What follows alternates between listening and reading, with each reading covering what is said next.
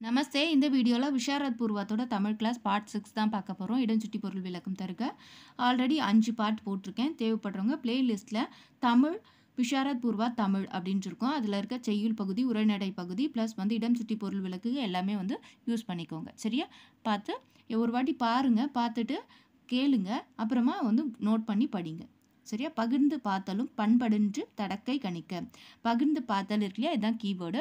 இடம் இங்கே தேசியம் ஒன்று தேசியம் ஒன்று, தேசம் ஒன்று தேசியம் ஒன்று அப்படின்ற கவிதையில் கவிஞர் கண்ணதாசன் அவர்கள் பாடியிருக்கார். யார் பாடியிருக்கா? கவிஞர் கண்ணதாசன். தேசம் ஒன்று தேசியம் ஒன்று அப்படின்ற நூலில் பாடியிருக்காரு. பொருள்: இமய முதல் குமரி வரை இந்தியாவில் பண்பாடு ஒன்று போலவே உள்ளது. நாம் கூற கூற ஆராய்ச்சி செய்து பார்த்தாலும் வேற்றுமை கண்ணில் படுவதில்லை.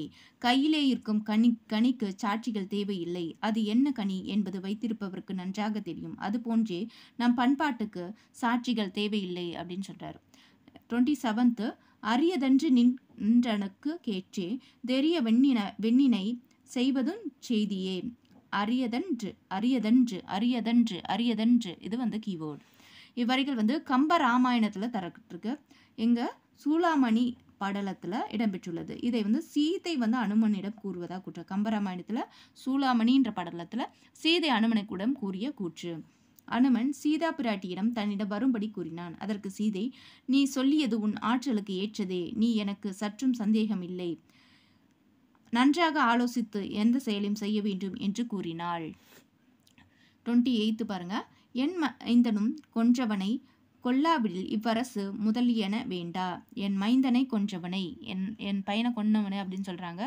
அங்க வில்லி பாரதத்தை அப்படின்ற நூலில் துரியோதன அவர்களுடைய கூற்று தான் இது. வில்லி பாரதத்தை துரியோதனன் கூற்று. எப்போ அபிமன்யு துரியோதனனை மகனை என்ன பண்ணிடுவார்? கொன்றுவார். அப்போ அபிமன்யு துரியோதன் மகனை கொன்றவனை அந்த செய்தியை கேட்டவனே துரியோதன் இந்த மாதிரி சொல்றாரு. என் பையனை கொன்னவனை நான் கொல்லுவேன் அப்படின்ற மாதிரி சொல்றாரு. பொருள்: என் மகனை கொன்றவனை நான் கொல்லுவேன். அவ்வாறு அவனை கொன்றாவிடில் எனக்கு இந்த அரசு வேண்டாம். பெருமிதமான வாழ்வும் வேண்டாம். என் உயிரும் எனக்கு வேண்டாம். நெக்ஸ்ட் 29th துண்துளி அனிச்சம் பூவும் நோகாது நுழைந்து செல்வாய். அனிச்சம் பூ அப்படின்றது என்னது? கீவேர்டு. இவ்வரிகள் தென்றல் என்ற கவிதையில பாரதிதாசன் பாடியிருக்காரு. பாவேந்தர் பாரதிதாசன் பாடியிருக்காரு. பொருள்: அனிச்சம் பூ மிகவும் மென்மையானது. அதற்கு நோகாத வண்ணம் நீ அந்த பூவுக்கு நுழைந்து செல்வாய் அப்படின்னு சொல்லியிருக்காரு. 30th எல்லை நீத்த உலகத்து யாவனும் சொல்லி நற்சுடுவேன். எல்லை நீத்த உலகங்கள், எல்லை நீத்த உலகங்கள் எதுல? கம்பராமாயணத்தில் தரப்பட்டுள்ளது. சூளாமணி படலத்தில் இது இடப்பட்டுள்ளது. சீதை அனுமனிடம் கூறியமாறு.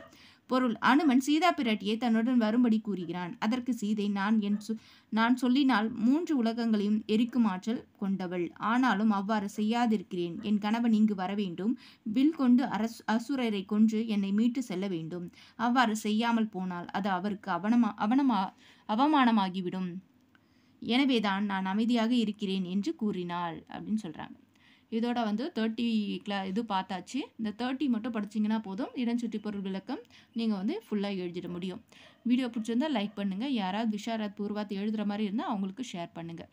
ஆன்லைன் கிளாஸ் தேவைப்படுறவங்க டெலகிராம் குரூப்பில் ஜாயின் பண்ணிக்கலாம். தன்யவாத்.